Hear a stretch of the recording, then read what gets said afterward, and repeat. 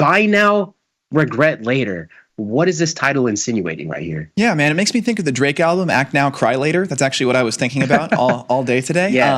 This title insinuates BNPL. We're talking BNPL services, that being buy now, pay later, something that is growing rapidly in prominence. Most notably, last week or the week before, I believe 60% of Coachella tickets were bought on BNPL services, which is a crazy number. These services, they appear pretty docile at the surface level. You know, for interest-free payments sounds nice and easy. They're not particularly predatory, but they are dangerous, and we're going to get into why, where this market may be going, and how it could potentially affect America's economic future. Yeah, I mean, 60% of Coachella tickets purchased on a BNPL service. Is it that serious? It's not nothing like Lollapalooza. I mean, if you're a Chicago local, maybe Lollapalooza, you can justify that. But Coachella is 60%. Does that surprise you? Before we even get into it, does that surprise you? That's a wild statistic. I don't know if it was just a headline grabbing statistic you throw out there where it has a lot of shock value, but 60% is nothing to sweep under the rug. Well, yeah, it does. It does kind of shock me because the statistic that's being thrown around is in reference to these BNPL services specifically. Klarna, Affirm, Afterpay are the three biggest players in the market. And that's shocking to me because do you people not have credit cards? Like Right. I don't understand. It feels to me like a credit card is the traditional avenue for purchasing something that you can't afford in the immediate, but know that you will be able to pay off. Yeah. And the BNPL services, especially because the payment plans aren't super duper flexible, as we'll get into here in a bit. But sometimes a credit card can even offer you more flexibility. So yeah, the fact that it's all being routed through these services is fascinating to me, and potentially means big things for their next earnings call if we're seeing these type of numbers on purchases that are this expensive. Yeah, I know we'll get into more of the details here. And then some of those initial questions that rise in your mind, like, why would somebody use a service like this over credit cards? Some of these details might draw a closer conclusion as to why people check some of these services out. But the first one, what even is buy now, pay later? It sounds exactly like a credit card would. So what's new about this? It's exactly like a credit card would be. But in terms of these installments, you can usually pay up to 4 installments. So you can buy now, pay later. So how does this even separate you from a credit card service? Like I was asking myself, why would even a retailer, want to be working with the buy now, pay later service over a regular credit card company? Like what is the incentive there? So those are some of the first things that initially go through my mind. But it's exactly how it sounds. Like imagine you want to buy a $100 pair of shoes, but you don't want to, or you can't pay the full price amount. With the BNPL service, you can. So you can pay $25 today and then pay $25 every 2 weeks in that 4 installment. And so you can get the whole thing paid off. So sounds exactly like a credit card. What is the catch? Affirm was one of the stocks that popped off. I think it was maybe 3 to 4 years ago. It was a buy now, pay later service. Affirm, I know that was one that was going wild in the options trading community. A lot of volatility, massive moves. But it sounds like these were catching headwind. I mean, just after 2020, especially, I can just recall some of those moves and those other underlyings. But yeah, it's nothing new under the sun, but they are getting a lot more popular as per some of the statistics we're going to be looking at here in a moment. So when did you first hear about the buy now, pay later service, Gus? And did you know it was becoming this popular or prominent? Like, why not just credit cards? Why this route? Yeah, my timeline would be pretty equally ambiguous to what you just outlined. Sometime in college is kind of the best best judgment that I can give, which granted I just graduated 4 months ago, I suppose. So sometime between 4 months ago and 4 years and 4 months ago. I trust that anecdote because of that. I trust that. That's the freshest statistics, the freshest experience we could get. So we need to hear it. Yeah, it's true. And so I don't know, sometime, I guess I would say maybe 2021, 2022 is when I started to first see these things pop up. And I don't know that I ever really saw them in the news or media or market news or anything. For me, it was just as I started doing transactions, and all of a sudden there's these extra buttons, these pay in 4 easy installments with Klarna. Right, like another option. Exactly. Yeah, you got your credit debit card, PayPal, and then all of a sudden Klarna starts popping up. So that was sort of what made me aware of this phenomenon. But I mean, as we're about to get into in this slide, it has just absolutely exploded. There's lots and lots of people using these services. I know a few people personally who use these services. I know one person personally who's gotten into some trouble, and we'll get into that later. It's very interesting, and it does offer an interesting alternative to credit cards if you have bad credit or have trouble getting approved. But what is also worrisome is that in the majority of cases, if you have bad credit, it's for good reason, and you probably shouldn't be taking out more loans. So Right. it's a double-edged sword. But Yeah. anyway, yeah, as we get into here, it has turned into a global multi-billion-dollar market. Yeah, and as we outline here, and we'll get into this interest-free thing is a little bit nuanced, but in principle, if you're exactly perfect and on time with your payments, you really can just break these things into 4 payments. There's no additional cost to you as a consumer. You pay the cost of whatever item you may be buying, clothing, shoes, food, whatever it may be. And it really is just broken up into 4 easy payments that you can amortize over time. And yeah, online shopping, this is like a 2015 conversation to have here. Yeah. Online shopping is big, guys. Newsflash. Lots of people shop online. You'd be surprised. You would be surprised, though. I would say it is so blaringly obvious now, but I would even say in 2020, it wasn't even that. Like, I feel like a lot of businesses didn't even have an online presence, even just 5 years ago. But yeah, just like you kind of said, guys, online shopping is here. It's here to stay. And it's very popular. But what were you saying on to that, guys? I mean, yeah. And I mean, in my personal experience, I pretty much exclusively shop online. I certainly fit this Gen Z mold. I'm so boomer for that, though. I'm so the opposite. For some reason, it depends on the item. It definitely depends on the item. If it's a clothing item, I hate ordering clothing items online. It's like I will avoid that at all costs. But anything else, I will, I just like to get the things right away if I'm purchasing something, especially if I need to know if it's an exact fit and if I'm actually going to need this exact purchase and it's going to work for what I need it for. Amazon is getting so quick now. I ordered something this morning at like 10 or 11 a.m. and it's going to be here by 6 p.m. today. So like once you starting to get into all this same day stuff and that infrastructure is only growing, it really starts to ease some of those pains for me. But I certainly agree, clothing, especially if it's clothing that I'm buying for the first time, I don't know the brand or anything about it. That can be really tough online. I actually have been stuck bag holding a Gymshark shirt that does not fit for like 2 years. It's still brand new.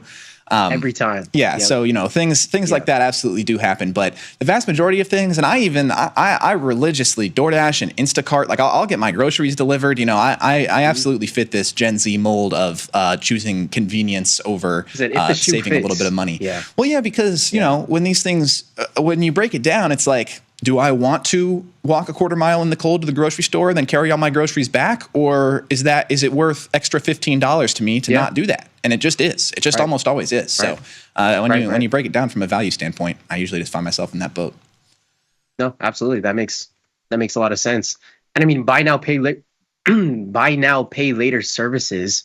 I mean, what even is their main source of revenue? I know we got a lot of the interest rates on a lot of those credit cards. We got a lot of credit card fees. There's a lot of credit card fees left and right. But it's like with the buy now, pay later service, where are they even bringing in money? And as we know, buy now, pay later services, they charge retailers a fee, usually about 2 to 8% per transaction at checkout. And like you kind of just mentioned, you go to checkout, there's an extra option. It's almost like every few months, every quarter, there's a new option to check out with a different service or different provider, whatever's going to be most convenient to the user. And I think even after even when we really dove into like the e-commerce drop shipping space, like even though that was like so earlier on, it did teach you a lot about marketing. It taught you a lot about consumer behavior, especially on a website, and figuring out, any sort of way you can funnel somebody all the way down into the checkout process. And it just kind of sounds like this is another way for, a lot of e-commerce businesses to be able to take advantage and just capitalize on the convenience of offering whatever payment service somebody has at the time, so they're not missing out on extra revenue, whatever the case might be. But buy now, pay later services increases sales, as we can see right here on the second bullet point, increases sales. So if you're somebody running a website and you're trying to make things a little bit more efficient, if this is an extra option, I can see how they can be in the space of, why wouldn't I test this out? Why wouldn't I try it? If it's going to bring the overhead down, if it's going to widen profit margins, whatever it might be, it might make sense for somebody to test this out from a business perspective. But if a customer misses a payment, like, what is the catch? There are late fees. So as we know here, most of these plans are going to come in 4 installments. And if you pay within that time window, you don't have any interest to pay on whatever you were paying later on. But if you exceed that limit, maybe 6 months, 12 months, 24 months, there is going to be a very high interest rate that you're going to be charged on that. And it can be vary between 10 and 30% APR. So they can get pretty hefty, and almost more hefty than credit card fees whenever not being paid on time. But, if you do have good habits, Gus, who's to say that's not a better financial decision using there's a stigma to it already, but who's not to say you don't got to pay any interest on here? And I know we're going to get into some of the pros and cons right now, but I don't know, man. That sounds kind of good so far. Well, to me, it just comes down to, why are you using this BNPL service in the first place? And if the answer is because I cannot afford the item right now, then that is always empirically going to be an irresponsible financial decision. And that's true. That rings true also with credit cards. If you're spending money that you cannot pay off on a credit card, that is going to be an irresponsible decision that may come back to bite you. Yeah, I don't know. It's interesting. And this second bullet point is the most interesting one to me. This stuff, I remember reading a study about Klarna and Macy's some time ago, and Macy's found that consumers spent 30% more money when they were using a BNPL service, which just further, adds to that, because once you get through the checkout process and you see, oh, my payment is just, a quarter of the amount I'm spending, I'll throw a few more items in there. So that empirically absolutely does work, and people increase their cart sizes by a lot. These companies aren't just breaking even. They're making considerably more money by offering these services to people. Yeah. So as we transition to this next question, just to go back and forth a little bit, why not? Why not the buy now, pay later services? This is a perfect slide. Some advantages and disadvantages. But I mean, let's say you were purchasing something that you were already going to have to purchase on a credit card. And it's like, I can use this service over here, and I don't even have to pay any interest on that. Not even if it's for a month or 2 months, I got to pay 0 interest on this. So why wouldn't I go with this? But we do have some advantages and disadvantages right here. So what does this lay out on this one? Yeah, there are certainly advantages. I don't just want to broad scale shoot down these buy now, pay later services. There are situations where it might make sense. They offer interest-free payments, and as long as they're made on time, everything is good. I saw somebody really aggressively arguing in a Reddit thread earlier today as I was doing research for this, saying, well, but you could put the money in an asset that grows, that adds interest, and then you're making money while you're paying for the item. It's 8 weeks, bro. I don't know what really reliable thing you're finding. And also, how much money are you spending? Like, but that's, meme stocks, things like that actually could go parabolic. You might as well just go sit down at the blackjack table. And if you're talking about like an actual safe interest producing asset, good interest producing assets are going to get you 4% a year, 5% a year, and actually, provide you with some safety. So when you talk about 8 weeks, and then also you talk about how much money are you even spending on this item in the first place? Is it $100? Like you might make 60 extra cents on your $100. So anyway, that Redditor, I disagree, but can be useful in times of necessity, and I was thinking about this too. If you're, 2 days away from a paycheck and you need like food or something, then these services can really provide some utility. So I do think that there is utility here, but there are disadvantages as well. Most notably, and what makes a credit card better, in my opinion, is most of these BNPL services don't report to credit bureaus. So making payments on time is not going to help your credit at all. And if you miss your payments for long enough that they have to send you to collections, that is going to hurt your credit. So there is only downside in terms of your credit score when you use these services. Additionally, they tend to have higher interest rates. We kind of covered that on the last slide, but these interest rates can get pretty exorbitant. And I had to dig really deep today to even figure out what interest rate Klarna would start charging you, because Klarna front-facing, they market $7 late fee. That's what they say. Like that's their blanket statement. Right. If you miss a payment, it's $7. And I had to dig and dig and dig before I could actually find percentages in their terms of service and figure out what their actual interest rate was. Because believe me, it's not just a $7 slap on the wrist. And they will send you to collections. And I'm sure that they have to from time to time because they don't do credit checks before they approve these loans. So you can't just run off, and there's only negatives to be had with your credit score. Considering all of this information, it almost sounds like, because if you pay in those 4 installments, you pay in the time window you need to pay in, right? You're not going to have to pay any extra interest on those fees. But I'm pretty sure a lot of these buy now, pay later services still, bet on the fact that there's going to be human error. There's going to be people that are slipping up, and I think they recognize, those fees are going to come in on the back end, and, human behavior and natural habits we humans create, they kind of bang it on at the same time. Reliance on the service, you can't pay $100 one time, so you do it in 4 installments, and then you can't pay $80 the next day, so you do it in 4 installments, and you repeat this, and suddenly you got $200 due every 2 weeks for the next 2 months, and it can really add up and make it a tough hole to get out of. Oh yeah, 60% of Coachella tickets were purchased with the buy now pay later service. And just hearing the headlines, it sounds like you can almost use these services for just about anything. But here are a few things that you cannot use for a buy now pay later service. And the first thing is utility bills and rent, right? Sounds like a necessity. Yeah, but that's something that we're going to draw the line. It sounds kind of crazy. It's like, yeah, Coachella tickets, this maybe not so much, but that makes total sense, right? Most medical bills, a buy now pay later service on some medical bills, you can get into some deep waters. Obviously, the buy now pay later services want to take off as much risk on their backs as well. Investments, crypto, financial products. Sorry, Redditor, if you're tuning in right now, you're listening. I guess that stands firm. Do you mean I can't take margin out of my Klarna account? What do you mean I can't take margin off the margin on the Klarna account to put it in some crypto? So you can't put it in Doge. Forget about meme coins, the NASDAQ. The NASDAQ has went up about 1,500 to 2,000 points in like the last 48 hours. Used cars, private vehicle sales, nothing like that. High risk items, firearms, regulated goods, and things of the such. You mean I can't Klarna weed at the dispensary? We used to be a great country. So make it. Yeah, I know. We got to go back. But no, you cannot use it for these bullet points right here. But I gotta say, none of these are really surprising to me. It is kind of funny how, the most ridiculous items that we can think of, like a McFlurry, right? I know you had mentioned that a McFlurry, buying a pack of gum at the store, it's like, oh, buy now, pay later, all you want. But these items, definitely not. But just about anything you can use it on, because this isn't a long list either.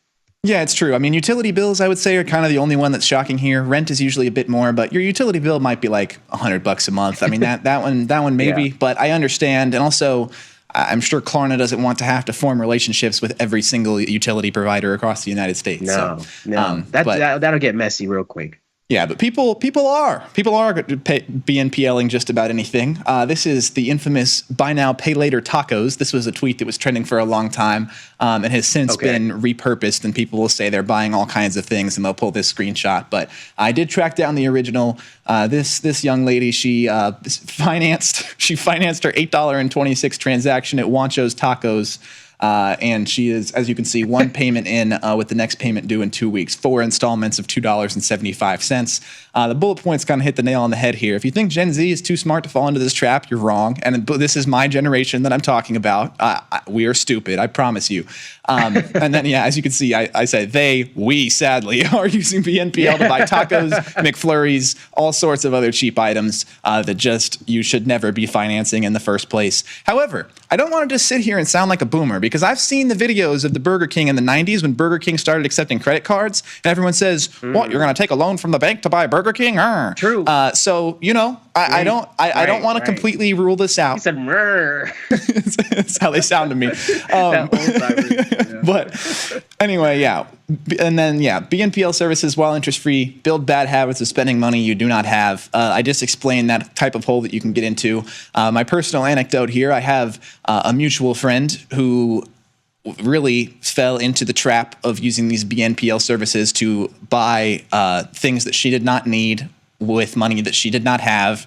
And then she had to approach my mutual friend, who was a fellow economics major and is good with money, and say, hey, I need you to figure out my finances for me. And when they sat down, she owed something to the tone of like $800 or $900 per payment for a little while. And it was like this whole financial conundrum. They were talking about selling her car and how they were going to figure this out. But it was all just because over and over she said, 4 easy payments of X, and bought the item. And when you do that, you don't really think about how that's going to drain your money moving forward, and how your consumption habits may need to change to be able to keep up with those payments, especially if you're living paycheck to paycheck. So it's just very vital to be sure that you're not falling into that cycle should you deploy these services every now and then. I think it really depends on how good these Juancho's tacos are. Like, I think it really depends. Scale of 1 to 10. If it's a 9 or 10, maybe it was a necessity. Justifiable. Maybe it was a necessity. It might have been. If Juancho's Tacos is buzzing how they're talking about it's buzzing, it might have been a good decision. But growth projections, 2024 market valued at about $36.5 billion, which is pretty massive. Approximately 86.5 million users in the US. We have about a 300 to 330 million total population, if I'm not mistaken, in the US. So just about a third, or under a third. 2025 forecast expected user base to be about 91 million, which I would have expected a little bit more. I feel that's not The biggest jump, I think, from one year to another, that's just about 6 million more users a year. Not that they don't already have a chokehold on a third of the US, but we're still going to see a jump in expected growth, year to year on something like these services. But it also makes sense. And, next time I wish we had more data just on the broken down age ranges, like these kind of fall under. But either way, buy now, pay later services aren't going anywhere. And consumer behavior, consumer habits, whenever we're checking out on these online stores, e-commerce stores, I think it's just going to grow. I don't think it's going to stop growing. And if it lowers the barrier to purchase something, I think it just increases the convenience. And we already see with consumer spending or consumer behavior, anything with a level of convenience typically thrives. So we'll probably keep growing into 2030, 2040, and buy now, pay later services will be of the norm. That's the prediction. Yeah, AI will be determining your social credits and approving you for buy now, pay later loans, man. Yeah, Theta Trader hit the nail on the head in chat here. It's basically a restricted credit card for higher risk customers. That is a good way to put it. But yeah, future impact, as Errol said, BNPL services likely going to continue to grow. There will be positive impacts of this: increased consumer spending, which leads to increased economic growth, better access to who knows what. I didn't put it there. I forgot, I guess. So we're missing something there. I think I was going to say lines of credit or something like that. But negative impacts, creation of debt cycles like the one that I just outlined with my friend, potential increased cost for consumers, and that's because these companies have to give a cut to Klarna, and so they may need to start making that up in the aggregate by raising their prices a little bit, which could increase prices for consumers who are not using these services. And then, the last one, most critically, BNPL loans are unregulated and can be kind of predatory. They know that they are preying on people who are in a tight spot and can't really afford these things. They know that their interest rates are crazy, crazy high should you miss payments for a certain amount of time. And as Errol said, while they act like front-facing, they're getting all of their money from these businesses, I know that in their boardrooms and on their models, they are pricing in the whatever percentage of people that are going to default on these payments and how that's going to affect everything and how they might be able to make more money to that end. So exactly. And honestly, these services are rooting against you. They do not want you to make your payments on time. They get their money on the front end from wherever you bought the item, and then they want to get their $7 or more on the back end as well. You best believe. So, it's a little bit predatory, but I threw a consumer credit card debt chart in here because we're already over $1 trillion in credit card debt, and now we just have this other type of debt that can start mounting as well. Yeah. It is kind of funny because I know we have these negative impacts listed out for the buy now, pay later service, but if we really just swapped out the title for credit card services, most of this information could be pretty fitting, and you could almost use it synonymously. That's kind of funny whenever we look at it that way too, because credit card companies definitely are hoping on negative human behavior to really increase their bottom line. So it is kind of funny to think about it that way. But 60% of Coachella tickets were purchased with the buy now, pay later service. Is there a change in consumer behavior that we're seeing right now? Maybe, maybe not, maybe just in a different form, or maybe it's just manifesting in a different way as technology progresses. But anything else to add before we hop on out of here today, Gus? Yeah, no, I wouldn't really say I had much else. And I think that's a great point, that these things could be very interchangeable with credit card services, and credit card services and landlords, their favorite type of customer is one that pays one day late every single month.